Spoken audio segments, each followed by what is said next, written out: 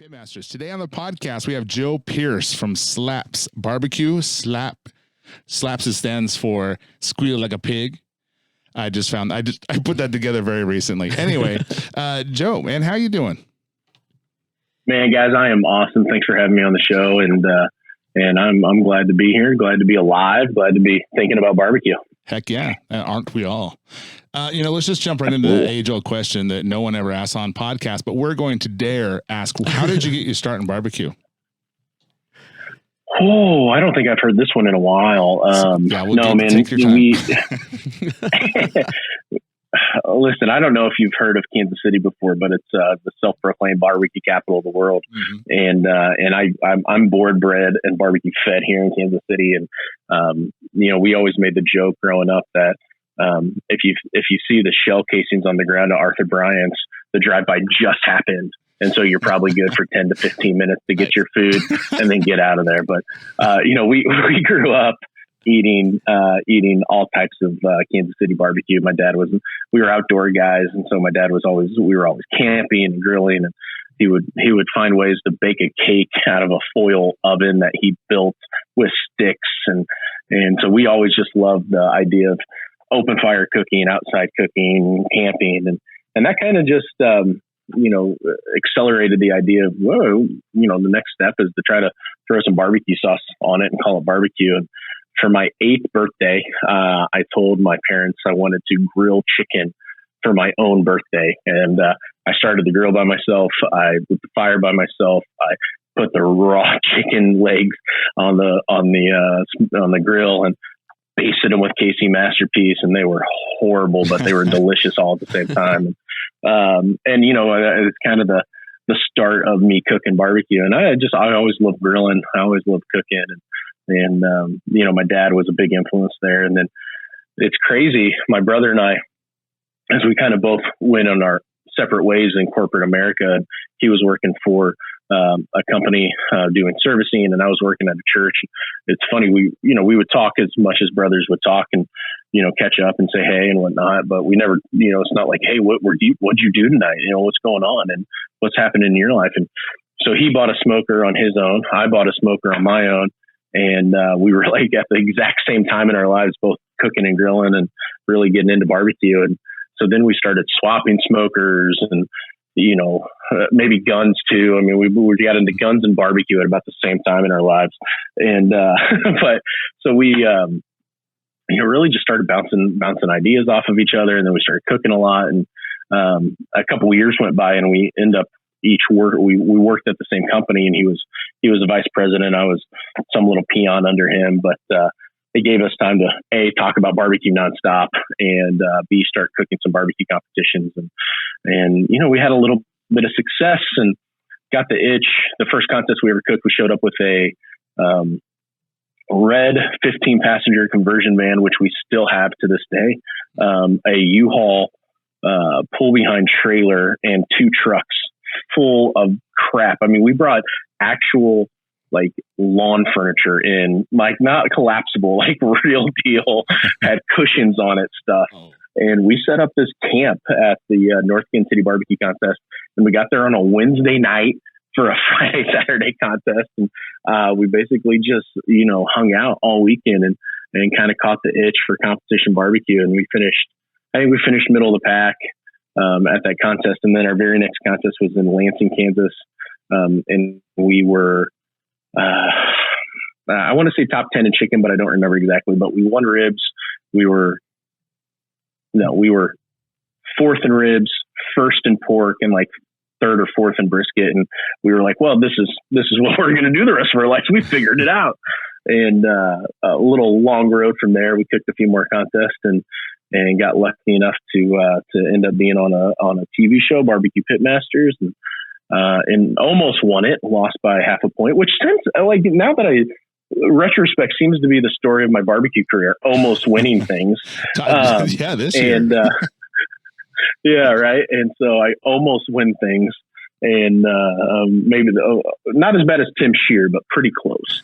And but yeah, so we were on the TV show Barbecue Pitmasters, had a little bit of success there, and we kind of we were in the servicing industry, so we kind of knew that was going up and down. And in 2014, kind of made the decision, all right, we should focus on barbecue. And Mike was going to continue working, and I was just going to kind of run a catering food truck kind of a thing. And this building fell into our lap in Kansas City, Kansas, where my great grandma grew up. My grandma grew up.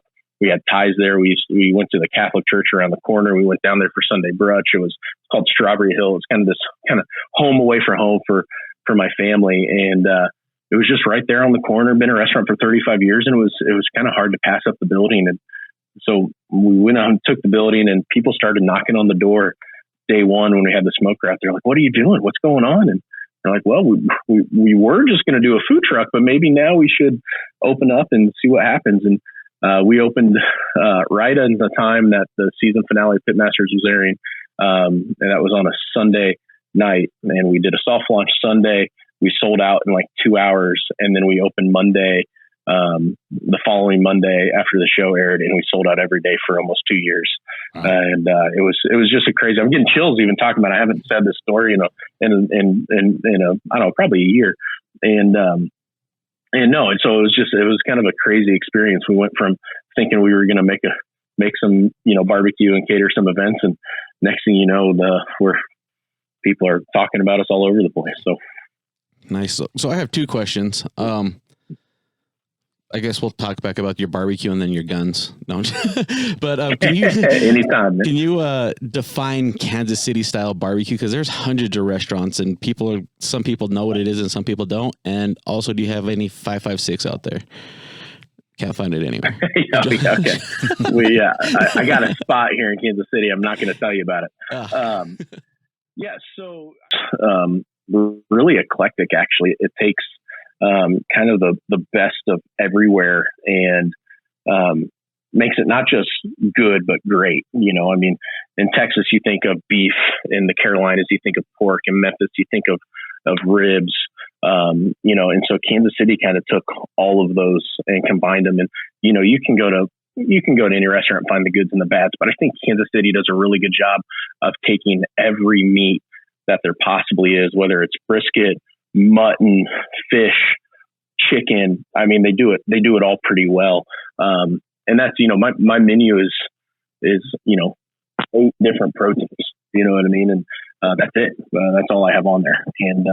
And we do them all okay. And there's obviously places that struggle a little bit, and the quality has struggled over the years. But at the end of the day, I think Kansas City is this kind of melting pot for a culinary aspect of getting together and taking the best of everything everywhere else and kind of putting them together. I love Kansas City style food, whatever it is. It's amazing. And, you were saying that you lose so close. And this past year, the KCBS Team of the Year, you actually lost by 3 points to Brad Leininger of Getting Basted. And that was close, but I could have helped you. I took third to Brad's second and lost by 0.6. So if we would have had a better brisket cook, I could have got you that number one, and I apologize.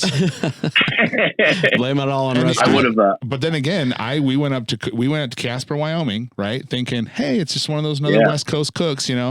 These fools out of Missouri and Kansas won't be there. Sure enough, there's Slaps Barbecue and Getting Basted. I'm like, oh Lord, what are they doing in Wyoming? Like, so I was nervous. So it's kind of your fault. So so I can't take all the blame. There you go. But, I'll be honest with you. I mean, looking back at Wyoming, I am so glad I was there, knowing what happened.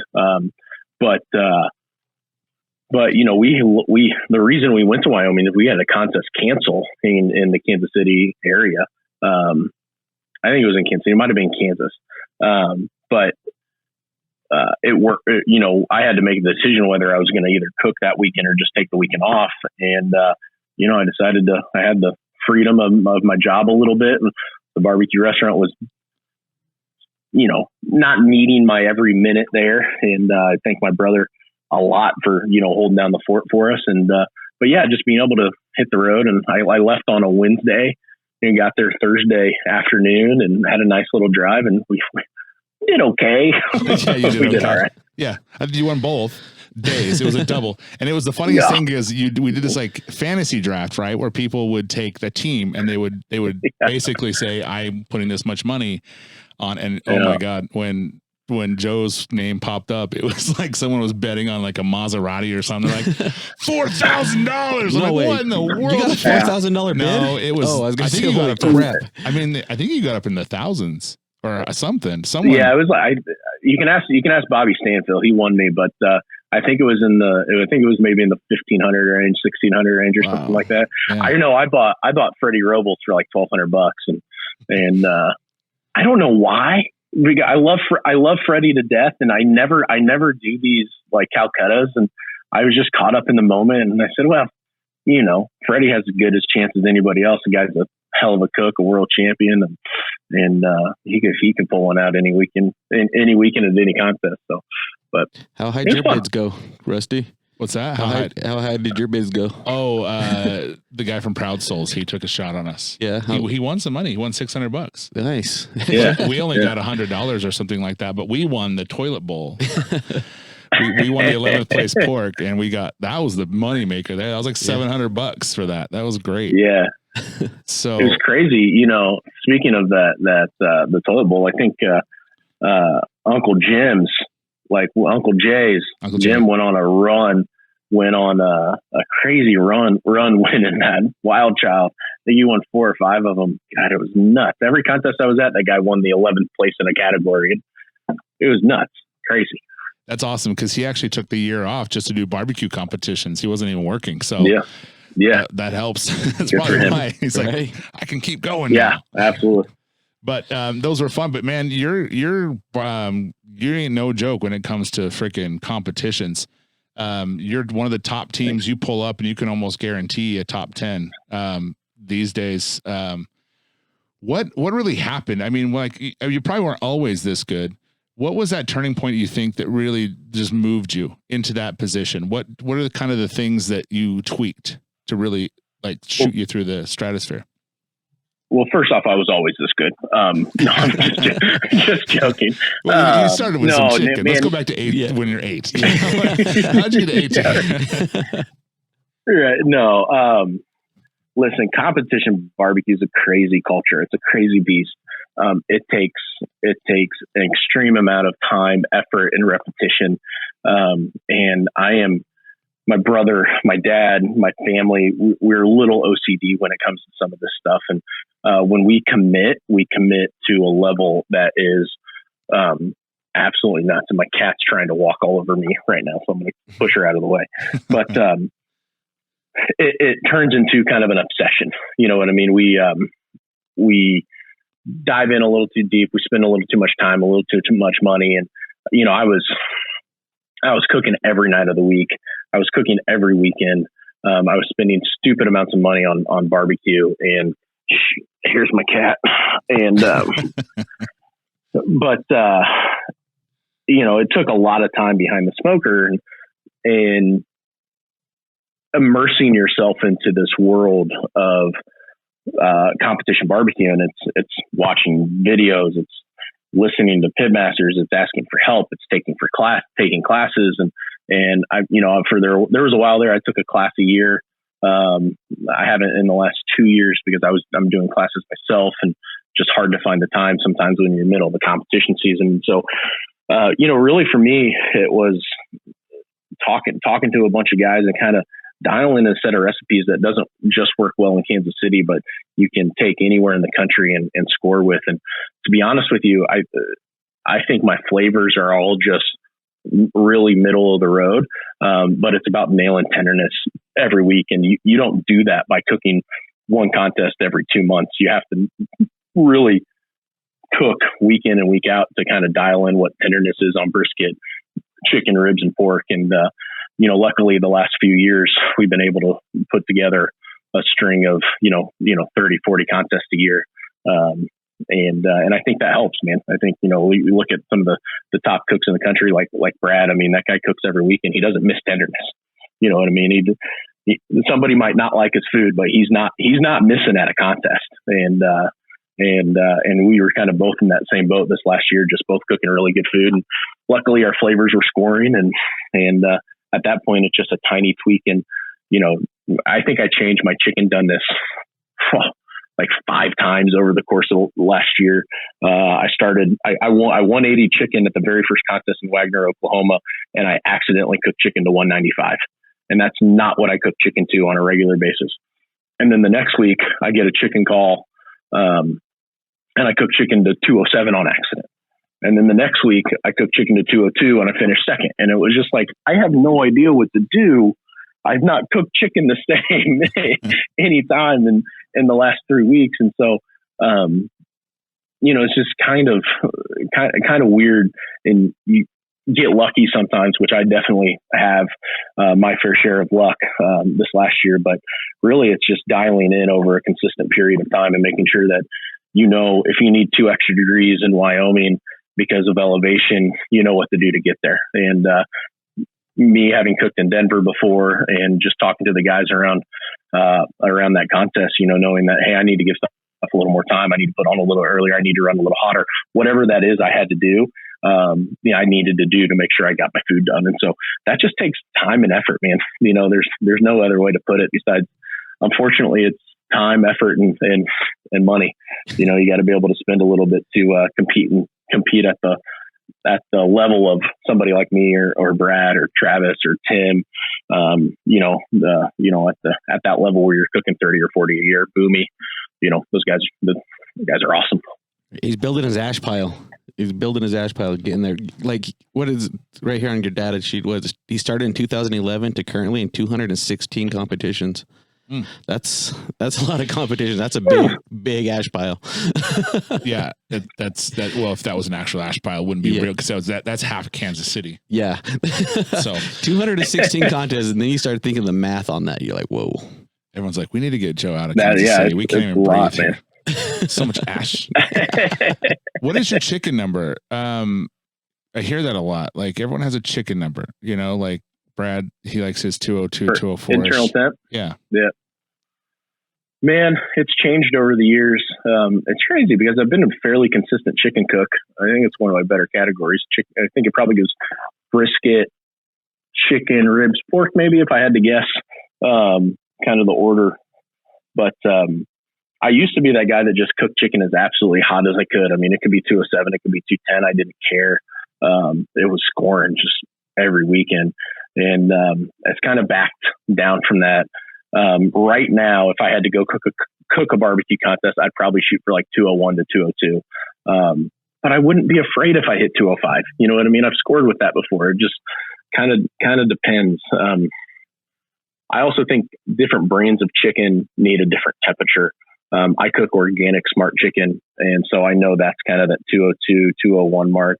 If I cook the non-organic smart chicken, I cook it to 199. You know what I mean? It's just a different little 2 degrees makes a kind of a difference there, at least in Kansas City. But I try to cook the same thing every week. In the middle of COVID and meat sources being tough to find, I had to jump around for chicken a little bit. But it's funny. I 180, like I said, in Wagner with just regular blue pack smart chicken. And then that was the last time I cooked it for the year because I got my organics back. And I guess I did okay in chicken. So it was fine. Right. It's really difficult though, too, when you go and look for chicken, you can't find what you're looking for. Then you're stuck with this chicken that's been injected with water and phosphates. And you're like, oh crap, how's this going to work on tenderness? You know what I mean? It really sucks. It throws you for a loop. Plus, I think chicken, the skin's different in some it renders really quickly. Yeah. Others it doesn't, and it takes a while, and that's the hard part of jumping around. That's why I'm so terrified of like just going and getting random stuff. I'm with you. I'm the smart chicken guy, and that's it. I've practiced other things, but I know what it cooks like in Denver. I know what it cooks like in California. So I don't want to go through that again with anything else. Yeah. Right. Absolutely. It's kind of that one where you want to be as consistent as you possibly can with it. I can switch. I don't, but I could switch ribs around a little bit and know that I'm getting an okay rib. I think commodity pork is commodity pork. It's okay. The stuff I'm getting from Seaboard right now, the USA Primes, are freaking fantabulous. And briskets, I would not switch from a gold to a choice week in and week out. If you're going to cook a Wagyu, cook a Wagyu. And I would tell somebody, pick something and stick with it all year. If you can afford a Wagyu one weekend but can't afford it the next, don't cook it the first weekend. You know what I mean? Just go save your pennies, get a prime, get a choice, and cook those 2 weeks in a row. And you're probably going to have better results than cooking something you've never cooked before compared to the choice that you can get at Sam's Club, Walmart, wherever it is. So. Right. And if you're Joe, you go cook that choice, hit a 180 and go, I'm done with that meat. I'm moving on to something worse. I don't know if I've 180 brisket with a choice. Here you go. That's a goal to hit this season. Yeah, there you go. I don't know if I'm going to try that. No, actually, if you see Salt City Barbecue on the docket, try it. Give it a shot. Just that one contest. Be like, hey, here's my time. Is the one. I can definitely. I'm going to be rusty with this. That's what you got to go for. Yeah, that's the mentality. Yeah. That's what you need to have. That's what you need to do. So let's just stay on this competition rail. So I've heard you say, and a lot of people say on here, tenderness is what you're looking for. That's what you want to look for, and that's what wins contests. What are your, like, when you have someone coming up and they're trying to get a flavor profile together? What are some things that you recommend them do, or how would someone get together and learn how to cook some good competition style barbecue at your level? Yeah, I think, flavor, let's start there. So flavor is it's a simple thing, right? You can fix flavor. You can't fix tenderness. You can fix flavor in the last 30 seconds before the turn-in window ends. You can't fix tenderness in the last minute. You know what I mean? So that's why I focus on tenderness so much. But flavor, I think it really just, you have to build a palate, right, for competition barbecue. You got to understand that it's okay to be a little blues hoggy. It's okay to be a little salty. But what you can't be is thick, caked on sweet. You can't be over smoky. You can't be bitter salty.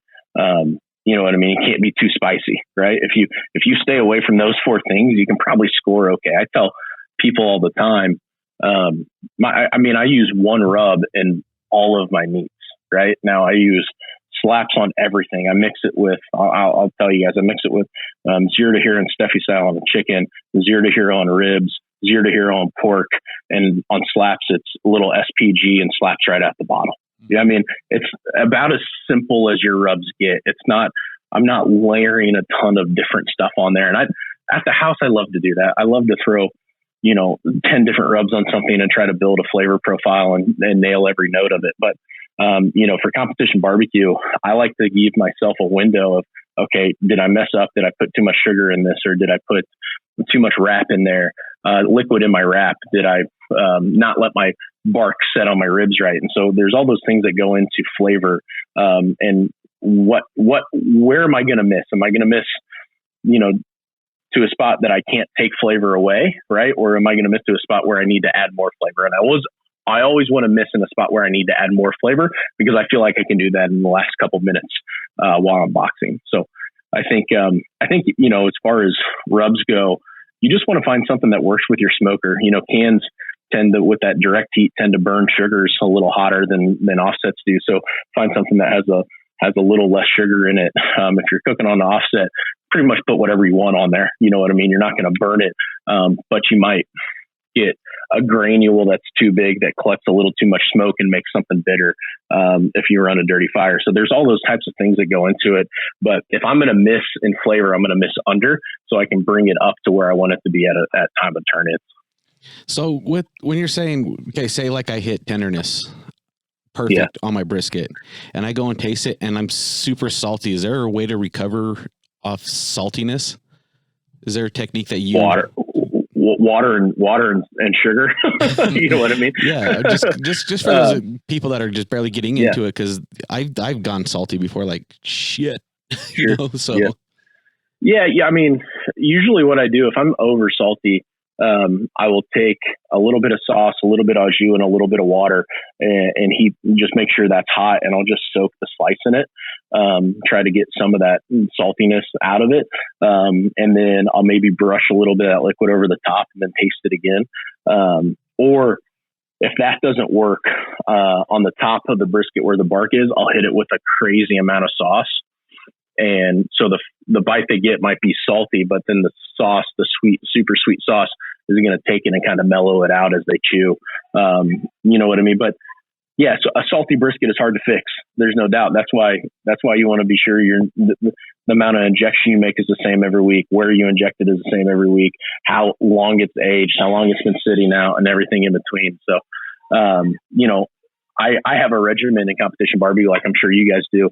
I do something Sunday, Monday, Tuesday, and Wednesday to get ready for a contest. So on Thursday, I can drive there, and Friday I don't have to think about a single thing because I already have it done. And you know, I make injections on Wednesday. I trim brisket on Wednesday. I buy chicken on Sunday. I get all my accoutrements on Sunday. Monday, I'm sourcing ribs and pork, and you know what I mean. So it's this regimented process throughout the week. So I don't make the mistake of over injecting something or messing up an injection or over rubbing something and getting something too salty or too sweet or whatever that is. I mean, it's just those type of details I think really help a pitmaster stay focused and make your food just come out super consistent. And you know, attention to detail is a part of competition barbecue that I think gets overlooked quite a bit. I mean, I have pages and pages and pages of notes after barbecue contest of, I think I have more notes about the Wyoming contest because I was cooking at elevation there than I've had at a barbecue contest in a while, because I just wanted to make notes and make sure I can go back and look at my phone, pull up Wyoming and be like, okay, I cooked that. What's Wyoming? 3,500 feet or something like that. I can't remember what it is. We're at 43 and I think they're a little higher than us. So I think you're like 46-ish. Yeah.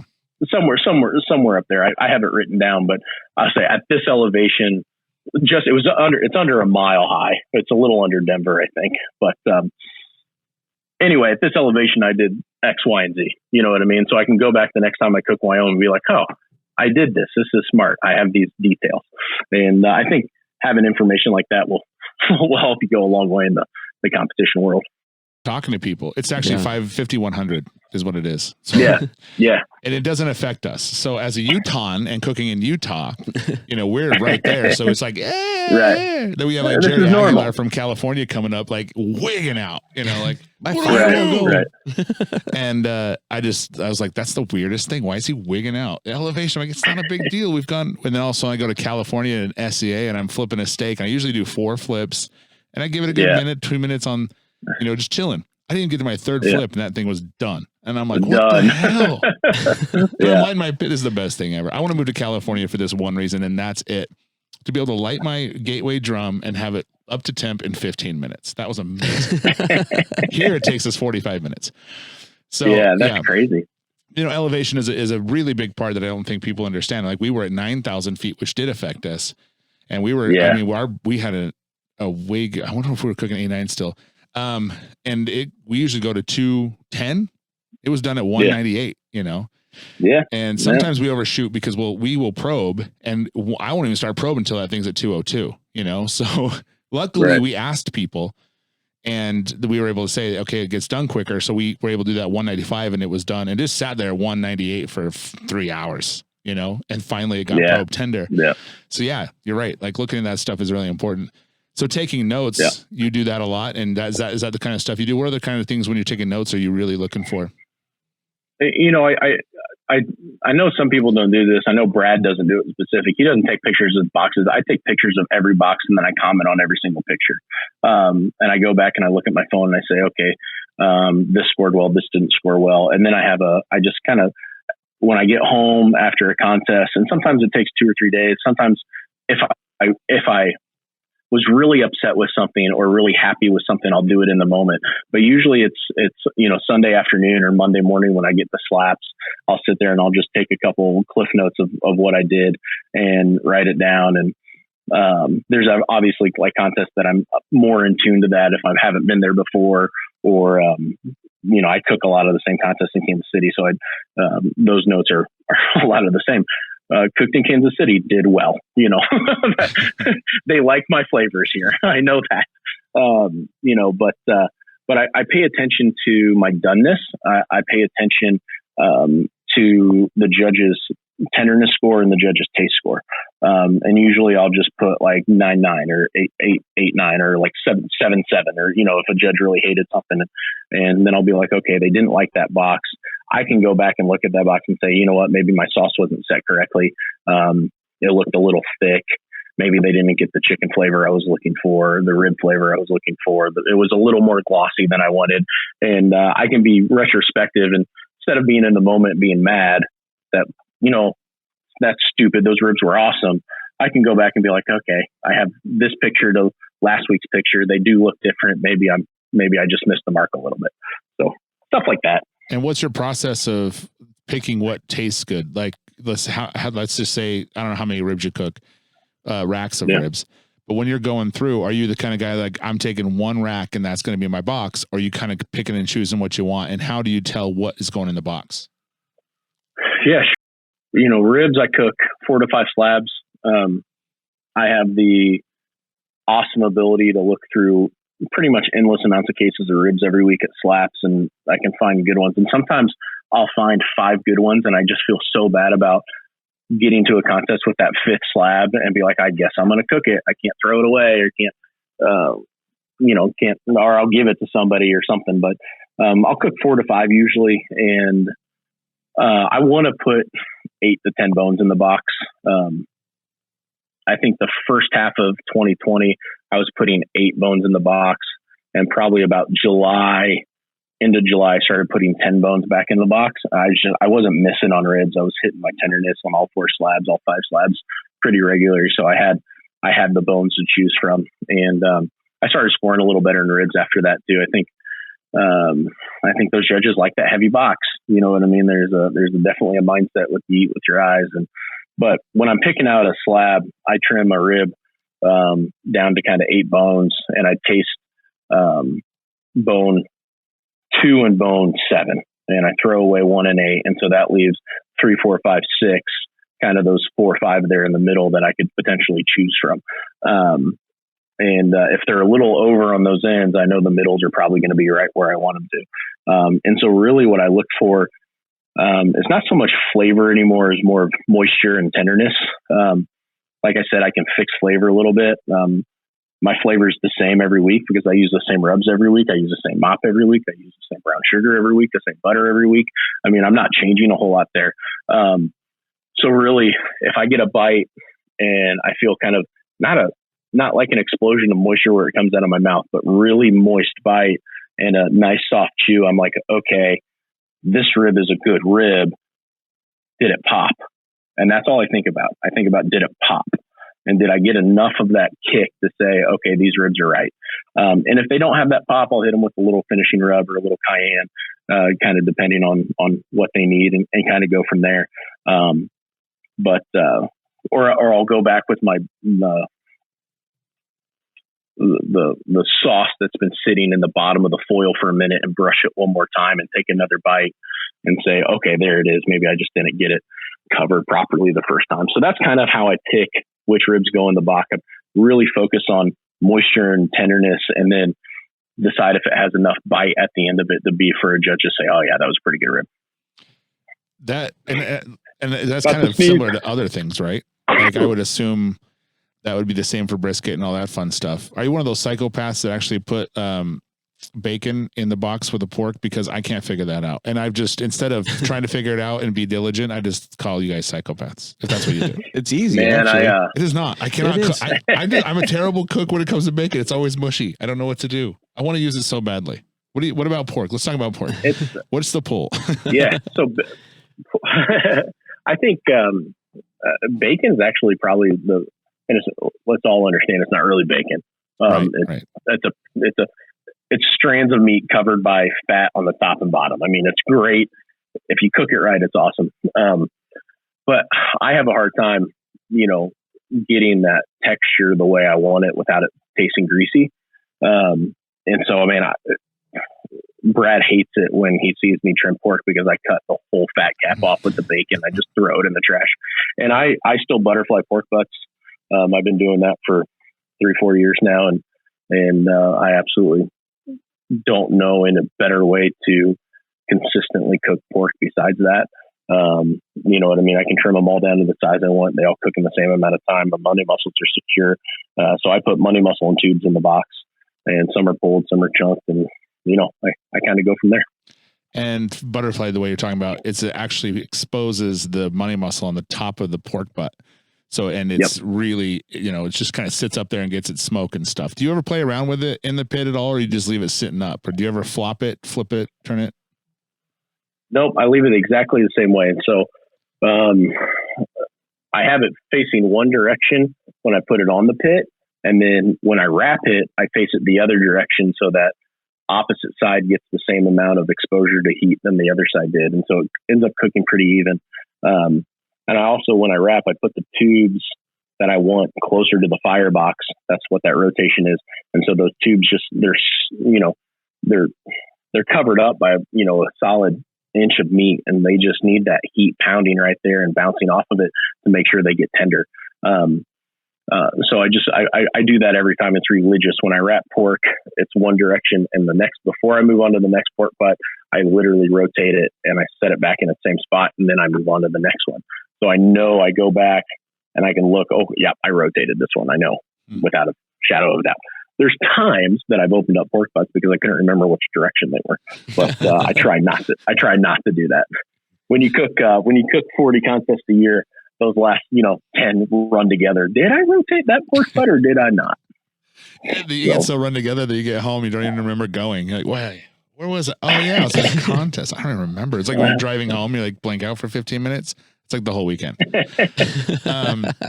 No doubt. Chicken. Let's talk about that. Let's kind of keep that flow going. When you're doing a chicken, you know, of course, if you're using a pan, which I'm assuming everyone does, how do you get the tenderness on that one? Because the ones in the middle can be different than the ones on the outside. How do you circumvent that? I only care about the ones in the middle. I don't care about the ones on the outside. That's how I fix that one.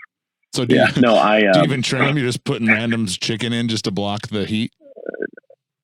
100%, man. That's really, you nailed it on the head. I told people, I did this all year. I was only trimming 8 pieces of chicken, like seriously down to the exact size and shape I wanted. I was doing 8 of them, and it'd take me 15, 20 minutes, and they were beautiful. And the next ones I were just like squaring up, taking the extra skin off. And it took 3 minutes to do the other ones. And I never put them in the box. I never do. Like, the corner pieces never go in the box, no matter how good they are, no matter how good the tenderness is, no matter how flavorful they are. They might be great, but these are the ones that I was trying to cook. You know what I mean? Whether they're right or wrong or indifferent, I have a mental block that I can't put those corner ones in there anymore. And most of the time, my 8 middle pieces, but for the 4 from each pan, they tend to be all within a degree of each other. And the corner ones, one corner might be 207, the other corner might be 202. You know what I mean? But the middle is all 201 to 200, 201 to 200, 201 to 202, 202 to 203. You know, they're all within a degree and a half or 2 degrees of each other. I accept that. That's okay. I'm all right with that. But yeah, I cook a pretty big thigh, man. I like the bigger the better. I usually start with an 8 or 9 ounce thigh and try to trim it down to somewhere in the 6 to 6.5 range. So it gives me a lot of room to really shape it and get it the kind of small, beautiful rectangle I want. Nice. So once again, when you see Salt City Barbecue there, put your corners in with your choice brisket. I have a friend named Benjamin Franklin that says that it would be a good idea too. Do you know what I'm saying? So I need to do that because I've heard that a lot, and I want to be able more consistent in the chicken, and I think we just kind of throw it all together and hope for the best because we just take one bite out of one and be like, oh, that one's good. The rest must be. Yeah. So and when it comes to 6.5, are you really hardcore, or are you just like 6.3 is fine? The best answer is every single one will be the exact same size. There. Okay. Gotcha. Yeah. So if you're like, this one's beautiful. Listen, but if the first one's at 6.5, the rest of them are going to be at 6.5. The first one's at 6.39, the rest of them are going to be at 6.39. You know what I mean? That's kind of just how my brain works. sometimes chicken small, sometimes chicken big. If they tend to be a little bigger, I'll cook them a little, an extra 5 minutes. If they tend to be a little smaller, I'll take 5 minutes off. You know what I mean? I think anywhere between 6 and 6.5, you're okay with. You just got to adjust your cook by 5 to 10 minutes, depending on what temp you're going to. So, but if I start and I hit 6.5 on the first one, they're all going to be 6.5. So, what you shouldn't do is go to the KCBS Invitational and decide you're going to do 8 ounces of chicken all of a sudden, and then way overblow it and then take dead ass last. So we're just going to talk about this. Is probably podcast number 7 that we brought this up. So when was it? Whenever that happened is when I've talked about it every time. Yeah. Because you got take dead ass last. You need to let it go. I just can't let it go. I can't. Can we like reject you and push you back to the chicken wings where you lost in chicken wings? Oh, we're talking about chicken wings? Yeah.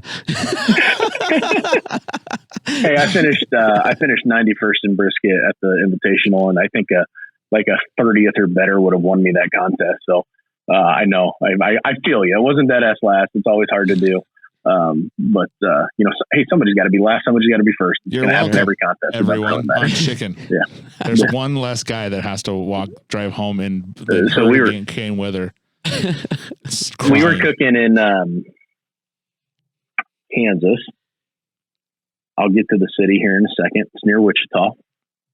There was a double, and Boomy and Brad won it both days. So Boomy was first, Brad was second. Day one, Boomy was first, Brad was second. Day two, and day one I had a pretty good cook. I think I finished top 10. But day one I finished like 5th in ribs with like a 175 or something like that. Day two I finished dead ass last in ribs with the exact same ribs. Nothing changed. And so I've been there, man. I know what DAL feels like. You've also taken second place with a 708. Is that right? Wow. I've taken second place with a 708. That's a Winston, Missouri. I've taken 4th place with a 702. Whoa. Which I think is at the same contest a couple years later. That's actually that this year that happened. I had a 700. I might have not have been a 702, but it was a 700 in Winston, Missouri, and I finished 4th. And if I would have finished 3rd, I would have won Team of the Year. Like ouch. That just ouch. Right? Yeah. I'm over here crying about last place, and you literally were just so close at every contest to taking the whole thing down. That's amazing. Yeah, it's close to me, but it's perspective. I mean. It is what it is. I've had good cooks. I've had bad cooks. I think, Brad and I were cooking pretty good a couple years ago. We went down to a contest in Lorry, Missouri. I think I was 3rd and he was 4th in the country. And we went down to Lorry, and I think we finished like 21st and 22nd out of 25 or 2017 and just got our, shit kicked in, if I can say that, real bad. Yeah. And it was brutal. You know what I mean? We were going in there, but we both cooked great that day, and it just didn't pan out for us. So that's barbecue, though, man. That's how it works. Well, you take those punches and roll with them. I think if you keep taking second place, it keeps you going. If you win every time, you'd probably be like, I'm just going to go hang out at the restaurant. Highly disagree. Highly disagree. It keeps you going. No, and absolutely if you take last place in chicken, that's definitely going to keep you going. No, it doesn't. I haven't cooked since. I haven't come out of this room. When was the last time you saw me? Actually, last week in this room. Yeah, funny. Since that day. Yeah. This is where I live now. There you go. They leave some ramen noodles at the top of the stairs. The wife does, and I just go grab it and come back down. Not chicken flavored, though. It puts the lotion on the skin. It does.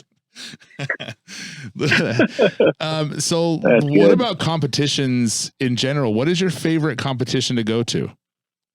Like if you don't miss every year, and I'm not saying the Royal, I'm not saying the Jack, I'm saying run of the mill everyday competition. What you're like, dude, I'm going to that no matter what happens. That's tough, man. Yeah, that's tough. I mean, there's some that I do every year. Sometimes I think that they're a good contest. Sometimes I think it's just a real mediocre contest. Oh man, probably the one just down the street. Yeah. There's a lot of there was a contest in I'm gonna talk about a couple honey holes. One contest that I went on I win in a couple years in a row. So there's a contest in Warrensburg, Missouri, that I tend to do pretty well at. I think I've won it 3 times in 4 years, something like that. And the year I didn't win it, I finished RGC to Tim, or maybe it was 2 times in 3 years in RGC to Tim 1 year. But it's a good little contest, man. There's nothing special about it. There's nobody out there bothering you. There's not a big crowd. It's at the county fairgrounds. The guy who runs it's just a good friend and does a good job, cares about the teams. It doesn't have a lot of money, but I just don't care. You know what I mean? It doesn't have power. There's nothing special about the contest. It's kind of that one that we all liked going to and we had a good time at. So that's always a fun contest. I like contests in downtown areas. Like, I loved the contest up in Wyoming and Casper. It was, just kind of that downtown feel is pretty cool. And, so any contest like that, I like quite a bit. Yeah, man, I think, I'm a fan of any barbecue contest that just likes, takes care of teams and tries their best. I don't care if you have $10,000. I don't care if you have $2,000. It's you there. If you act like you want me to be there and this wasn't a burden for you to put on and you enjoy seeing all of us, I'm going to probably come back and cook your contest again. So. They're not doing Smoke Fest in Casper, Wyoming anymore. Even if you say that it obviously will say, hey, we're doing it. Trust me, they're not. But I believe it was actually because of the Royal that everyone showed up. I think that was the weekend of the Royal, and that's why it got so much attention. Yeah. And we moved. Was it? There was. The weekend of the Royal was the one where they did that double down in Oklahoma. Oh, Shawnee. Yeah, because there was 2 doubles in Oklahoma. Yeah, there's the first one, which was the same weekend as the Royal, and then the Fire Lake actual contest that they do in March that they moved to October. But that weekend we ended up going up there. Man, I can't remember what contest I was supposed to cook. Maybe Wamego, Kansas. It might have been somewhere out in the middle of Kansas. But there was nothing else. There was really nothing else that we could have cooked that weekend. You know what I mean? And it was 14 hours either way. Am I going to drive 14 hours though? Casper was going to drive 14 hours somewhere else. So I had not been to Wyoming. I talked to a bunch of people. Yeah, it's like driving through nothing. You're like, I tell you what, man. I cook a lot of contests by myself, especially those ones that are out there a little ways. I enjoy the windshield time. I enjoy getting my mind right, being out there in big sky country. And I like the mountains. Not that one, the Casper has a ton of them, but more than Missouri. You know what I mean? But I like all that kind of stuff. I like being out there. So it was a refreshing trip there just to kind of be out there. And I woke up in Scotts Bluff and I slept in a Walmart parking lot. And I go, yeah, I figured out why they call it Scotts Bluff. There's literally a bluff right there next to a Walmart. And it is the in bluff, Nebraska. by the way. And that's it. That's it. That's all there is. And you get a single tear dropping from the eye when you wake up in a Walmart parking lot and you see a beautiful mountainscape. Yep. But those types of trips, the same thing happened when I went out to Virginia the last weekend of the year, driving through the Blue Ridge Mountains, listening to a little John Denver through West Virginia. And I was like, I get this. You know what I mean? I get my head around this. And, I think I listened to Country Roads on repeat for an hour and a half. I've done it, man. I ain't gonna lie. Out here in Utah, we're a little spoiled because we're just like, freaking drive, freaking mountain, right. So many mountains. It's so majestic. Yeah. I just want non-majestic for a minute. Next time you got to try listening to the Pitmasters podcast while you do it. It's amazing. I do. I listen to them all. Those guys are amazing. When I hit Virginia, I actually was like, oh crap, I need to listen to Luke Darnell's latest podcast. And crossing into Virginia reminded me, old Virginia Smoke, I need to listen to his podcast. Right. And then I listened to it and then I called him and then I listened to a little more John Denver and it was a great little 3 hours. So But Gosh, I had a really cool segue there and just dropped, you know how it goes with me, right? Yeah. I just drop it out of my brain. Yep. Talking about the restaurant. So I know I've been there. It's amazing food.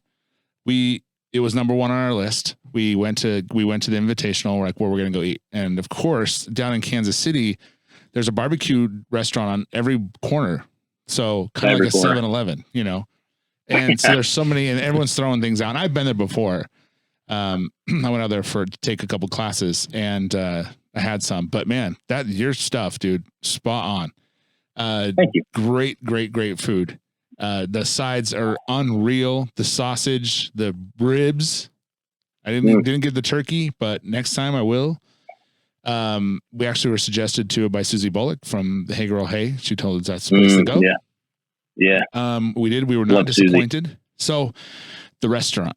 Let's talk about. You said in the intro that you kind of fell into it. When you're cooking for a restaurant, did you do competition style stuff, or how did you come up with the recipes for that? Yeah, we wanted to kind of stay true to competition barbecue when we first started. That quickly changed based on the quantity of meat that we were trying to cook. We had 2 500-gallon offsets, traditional, Texas style stick burners when we started. And you would think you would cook low and slow on there and put a Texas style brisket on it. I did the exact opposite. I ran it like a can. It was running 400 degrees. I was cooking briskets in 3 hours, cooking ribs in 2. And basically it's because I loved a little bit of free time, and I didn't want to spend 24 hours a day at the restaurant. And by cooking them hot and fast, I got to spend about 22 hours a day at the restaurant. No, it wasn't that bad, but no, I was there. I was there at 2:30 every morning for a year and a half. Cooking briskets hot and fast, wrapping them in foil, putting them back on, and those pits didn't have a damper on them. You either had the firebox door open or the firebox door closed, and that's how you controlled the heat. And I started them with a weed burner with about 10 dry splits of wood, and it got up to 500 degrees, and I let them just kind of cruise anywhere between 400 and 500. And it was not as hot as that on the where the meat was actually cooking, but the thermometer sat a little higher than the grate. So the grate was probably really 325 to 350. And the color came off awesome.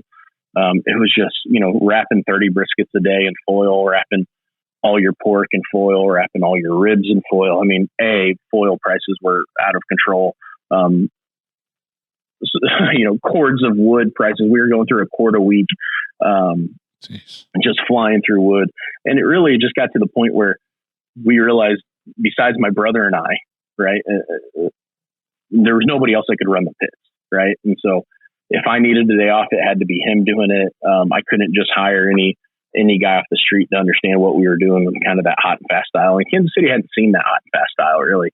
They were more traditional, put your brisket on at 4 o'clock in the afternoon, take it off at 4 o'clock in the morning, which is what we do now. And I tell you, it's way better now than it was back then. Our yield is better. Our flavor is better. Our smoke is better. It's just, and what it does is it allows us to put, a pitmaster in there. And we have a great kid named Sam and Skip and my stepbrother, John Duncan, that are pitmasters now. And they do an awesome job. You know what I mean? There's a kind of a parameter set that says, hey, we need to keep it in this window. And, there's a little flexibility. If something happens, you guys can make an adjustment on the fly, but really kind of here's the mark on brisket. Here's the mark on points. Here's the mark on ribs. Here's the mark on pork. And, stay within that window and our food quality is going to be okay. And those guys have it down to a science, man. I haven't had to be in there in the morning, running the pits in a while. I had to do it. One of our pitmasters called in on a real icy day here in Kansas City not too long ago. And it kicked my ass. You know what I mean? I forgot how much work it was, and it was constantly moving. I mean, I had it under control. Everything was fine. Everything came out better than anybody else. I walk in, I tell everybody, hey, take notes. And, but, keep your sunglasses on in the kitchen. Yeah. Right. But, it's a lot to manage when you're cooking, 30 to 40 briskets a day when you're cooking. We have a Friday, Saturday cook for us is anywhere between, 60 and 80 brisket points. We'll cook 72 ribs 3 times a day. You know what I mean? So it's a lot of food to manage, and you have to have that parameter of, okay, here's your window, here's your timeline.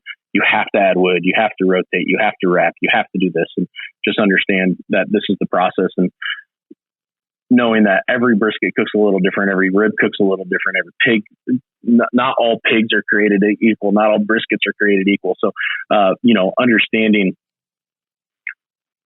heat and flow and moisture and barometric pressure and what's happening outside, what's happening inside, how long you're holding something, how hot was the internal temperature when you pulled it off the smoker, and everything in between. So there's this vast amount of knowledge that you have to make sure your quality comes out the exact same way every single day. And, we have really 2 to 3 guys running our pits every day, and there's nobody else. That's it. It's not like a rotation of 5 or 6 guys. It's, there's 2 to 3 of them, mostly 2.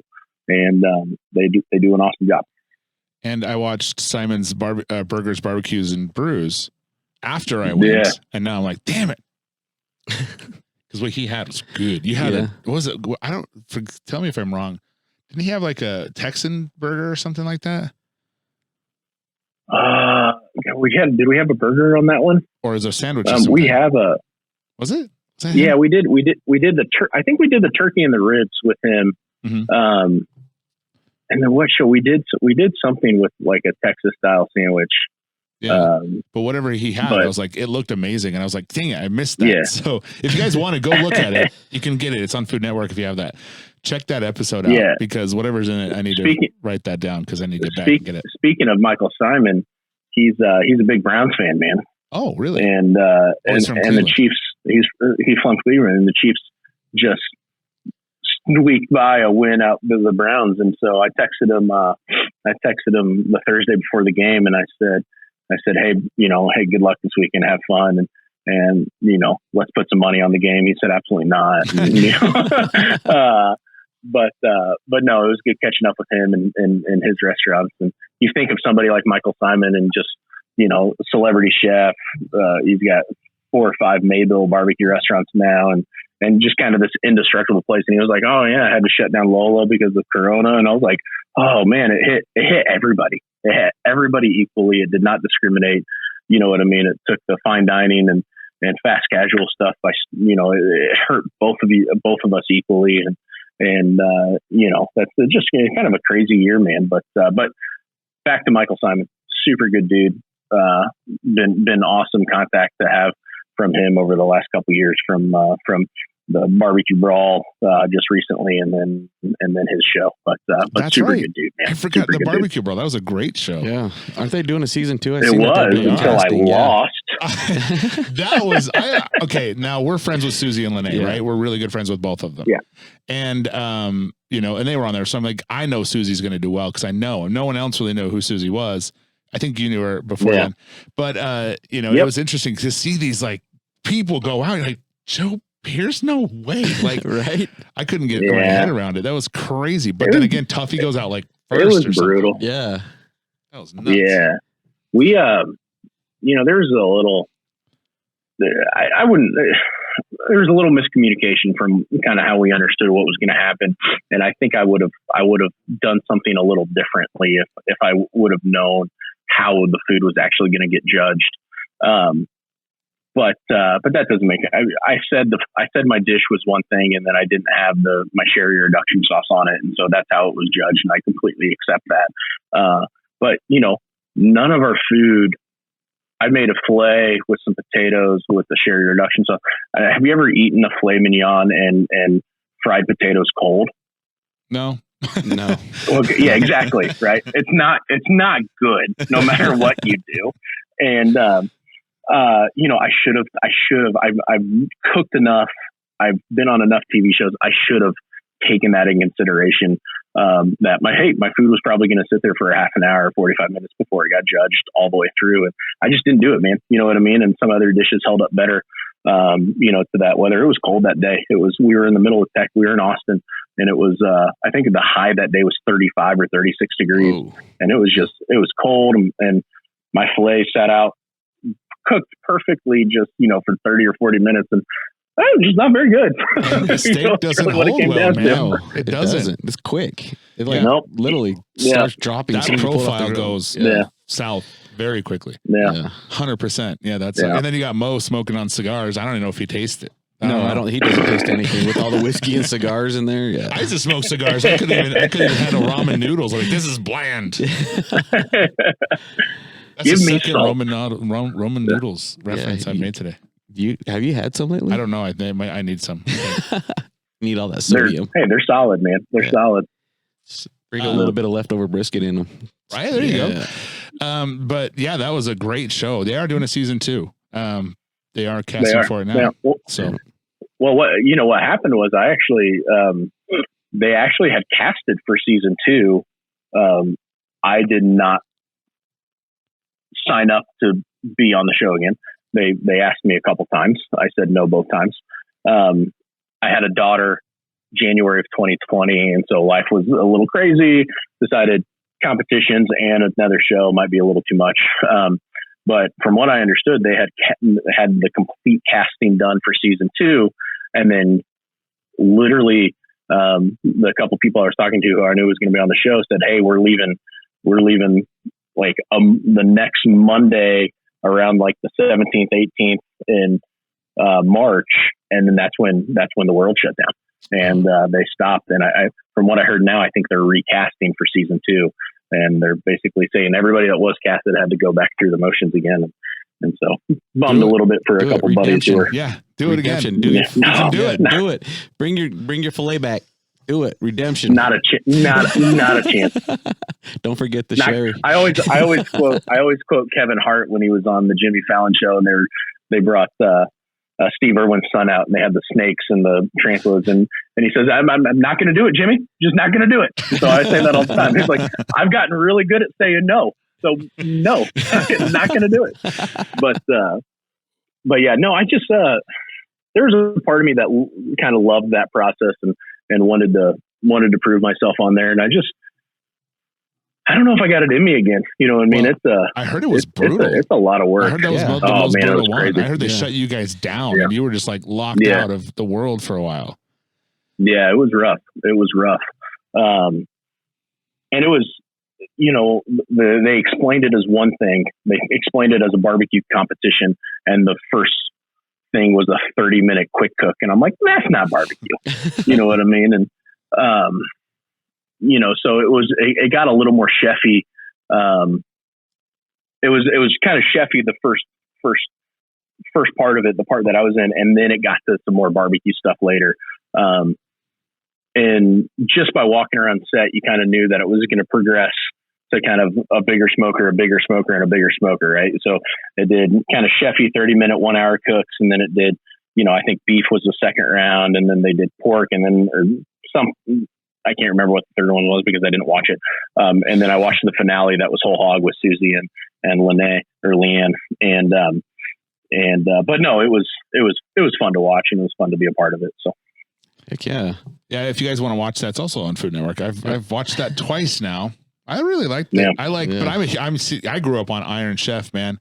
That was my jam. Like I never missed an episode ever. So Bobby Flay and Michael Simon are like, to me. So when they were doing a barbecue show, I'm like, yes. Watching those guys cook and their little challenge they did before we started cooking, man, it was crazy to see two chefs of that caliber just have free reign. You know what I mean? They're like, I think they had to cook chicken and in 15 minutes or whatever he did. In 15 minutes, and they both went. My head wouldn't even gone to where they even thought of. Bobby did like this Asian twist, and then Michael did like this like Polish yogurt kind of a thing on his chicken. And I was like, I don't even know how that works. I was going to put salt and pepper on it and create a gravy. You know what I mean? Let's get to the Midwest here. Maybe make some mashed potatoes. And, but those guys are they're on a different level for sure. And Michael's super cool. And Bobby was really cool through it too. And just Bobby has his entourage of people, hair, makeup, eyes. I think he had a girl holding his cell phone, and I was teasing him about it a little bit. And I was like, we too good to hold our own cell phones, huh, Bobby? and he chuckled, and then he took his cell phone from the gal and handed it right back to her. And I was like, I guess maybe one day I'd like to have a guy run around and just hold my cell phone for me if I need it. That's when you know you made it, man. Yeah. When you have a cell phone holder. That's it. No doubt. That's an actual person, not a cup in your car. Right. So. Well, Snoop Dogg has a guy that rolls his stuff for him. Like, that's his job. Just rolls. That's his job. There you go. And isn't that Regan? And like Regan's that guy for everybody in the barbecue world from La Pasadena. Yeah, he's just Regan's our guy. If we need something, we go where we go. It was on the Joe Rogan podcast, and Snoop pays this dude $70,000 or $60,000 or $70,000 a year to roll for him. Just goes everywhere and just rolls and gets paid $60,000 a year. Interesting. Okay. Hey, I'm in the wrong line of business. I can tell you that much right now. Right? What do you do? Well, I'm a cell phone holder for Michael Simon. $40K a year. Right? I live in the Hamptons. Right.